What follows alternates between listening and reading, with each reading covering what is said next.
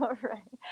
Hi, everybody. Welcome to our first Friday of the month, which is obviously our Humane at Home, our wildlife version. Now, we are in April, and of course, one of the best things about April is that it's Earth Day, and we'd like to celebrate Earth Month. So, we are here today at the Body Wildlife Center. We are going to talk about how to be kind to wild animals. Not only are we going to go through our center and see some of our own staff helping out wildlife here on a daily basis, but we're going to give you some tips and tricks on how you can help out wildlife in your backyard, what to do if you find an injured wild animal, and things that we can do to maybe keep those wild animals with their parents. So we are starting off in our intake area. So this is where you're going to be greeted by our wonderful staff when you bring an injured wild animal into us. And we're going to go ahead and make sure that we care for them properly. They get put in the nice containers, they're nice and warm, and then they're going to go into our medical area where they are going to go ahead and get seen by our veterinarians. Let's head on in. So, as we walk through our treatment center, looks like everyone's nice and calm right now. We were actually going to be splinting a arm of a squirrel or splinting the wing of a bird right now. So we really do everything possible to help out the sick and injured wild animals that come into our center. Our Body Wildlife Center is stacked with all sorts of really innovative ways of taking care of wildlife. Not only do we have 2 treatment tables, we also have an x-ray machine and an area where we can actually perform surgeries here on site. So you may see some little enclosures covered up with towels. We have patients currently in care, either waiting for their exam, or like I said, that might be the bird who is waiting for his wing splint coming up. So there are so many different reasons that wild animals come into Project Wildlife, and so we always want to help out wild animals as much as possible. And one big thing is, uh, what am I talking about? Window strikes. So I don't know if you guys can all see, but one way to be kind to wildlife is to actually help them where they're going. So if you see in our own little area right here, we have decals that are set up along the windows. So even in our own center, we want to make sure that our birds can see these in their own sight line. So it really helps prevent those window strikes if you have that commonly happen around your house.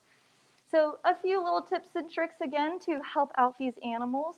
These decals are actually really easy to find on Amazon, and you can find all sorts of them. And if you look back at Miss Lauren's Humane at Home from last week, she made them. So you can make your own window decals as well. We are going to head into our treatment center, my friends. So this is where after the animals have their exam in our medical area, if they need a little bit of extra time or need to be seen by our vet staff a little more often, they're going to come on in here. Being kind to wildlife means understanding their purpose as well. Hello, my love. And one animal that tends to get a bad rap that we want to make sure that more people are kind to are our wonderful opossums. Kate needs to get in here because everyone is about to die.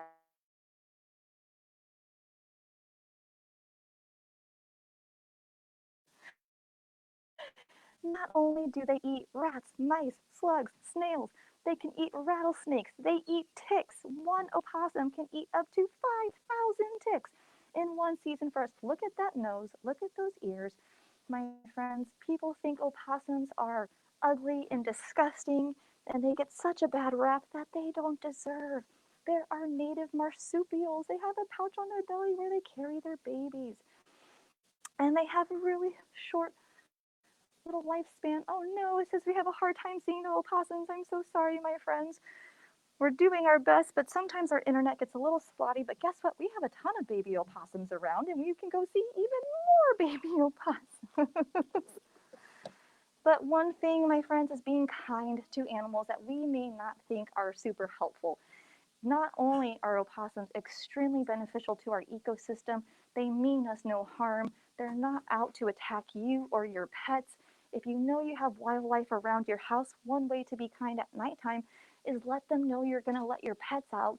Like flick the lights on and off, clap your hands, give it a little shout.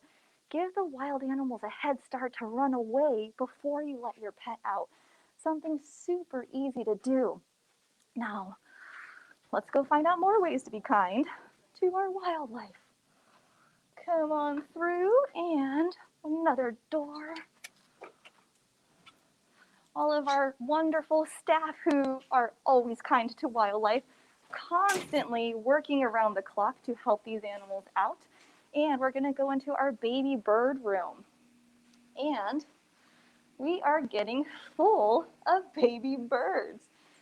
Now, sometimes we think we're being kind to wildlife.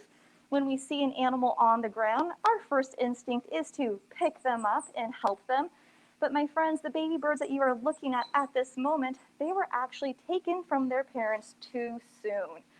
So we want to make sure that we help teach people of when a wild animal needs to come into Project Wildlife. So these baby birds, you're going to see that they have some little fuzzies on them. Their feathers are starting to grow in. They may have been found on the ground, but what we suggest is if you can find the nest, put them back up in the nest. And guess what? If you touch a baby bird, Mom will take it back. I said it. Mom will take it back if you touch a baby bird. They cannot smell whether or not you touch them. If you can't find the nest, make your own nest. Look, it's a strawberry basket with a little towel in there with tissue paper. It's nice and warm. Put it back up into that tree as far as you can, as close to the original nest, and then sit back and watch and wait. These babies have to eat every 20 to 30 minutes, so Mom is going to come back. The babies are still going to make noise. So if you can keep your distance, maybe use binoculars because you don't want to scare Mom away, and have some time to spend to watch, you'll see Mom come back to her nest, and she'll come back to the nest that you made.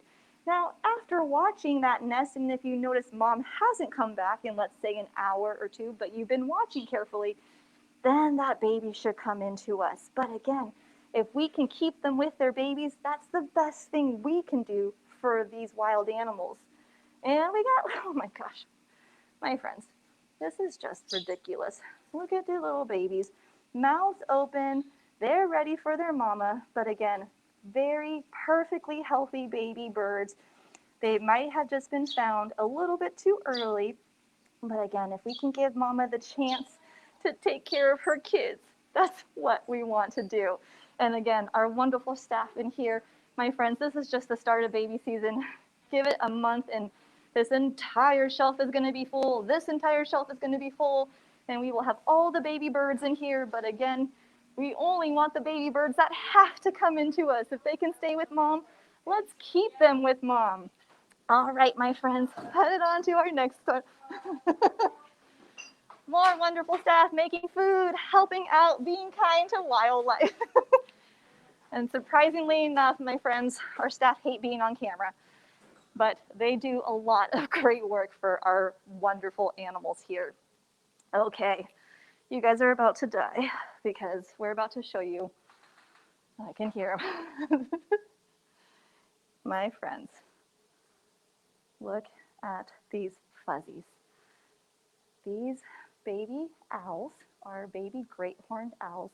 They were unfortunately trimmed out of their tree, out of their nest. So to be kind to wild animals, we do not want to trim trees right now. This is nesting season. If you have to trim your trees, make sure you're doing your homework. You're watching those trees before you trim them. We want to make sure we're hiring arborists who are looking out for nests and looking for the benefit of your trees as well. Unfortunately, these baby birds couldn't, or these baby owls could not be returned back to their nest, so they did have to come in with us. But like we mentioned, oh, stretch, oh, it's a big stretch, oh my gosh. So my friends, the two in the front have been in our care. Oh, another big stretch, oh, you're such a big kid. I know it's hard to work here, my friends. The two owlets in front have been with us now for about 10 days. The two in the back are brand new, so that's why you can kind of tell they're keeping their distance. And my friends, it is just me and Miss Kate in here right now. This is not something that we do. We don't allow people to come in and just hang out with owlets. We just want to make sure that we're teaching you guys trimming trees right now is not being kind to wildlife. We have squirrels upon squirrels in our other area who have been trimmed out of their tree. These baby birds who have been trimmed out of their tree. So please, please, please, if you don't have to trim right now, try to wait as long as possible into the fall. If that's not an option, like I said, do your due diligence and make sure there's no nests in there before you go ahead and get that tree trimmer. And oh, my friends, I love our staff. One more. Let's see. They might be out and about or they're sleeping. But again, my friends, the biggest thing we're trying to do is get these animals nice and rehabilitated before they get sent back out. And they might be all sleeping. They're all squirrels in here. But you can see that we keep them in nice little incubators. They're nice and warm. Once they go and get a little bit grown up, they get to go to a bigger little enclosure where they are going to start learning how to forage and find food on their own. I don't know, Miss Kate, if you can get our little ones. Oh, he's right up there. Little guy sitting right up there, getting big, learning that he's going to be a big kid soon. And then soon he'll be able to go out to our outdoor enclosures, get used to the outdoor weather, and then eventually he will be on his nice little path back out to the wild. Some people don't like squirrels. I get it. But again, they have a really important purpose, so squirrels are going to be around as well. But we want to make sure we help them out. We're not setting out poisons or bait for our rodent friends because unfortunately that makes its way up the food chain, and that's just not being kind to wildlife. And we're going to go one more space. Hope you're enjoying. No one's getting too sick. Walking, making our way on.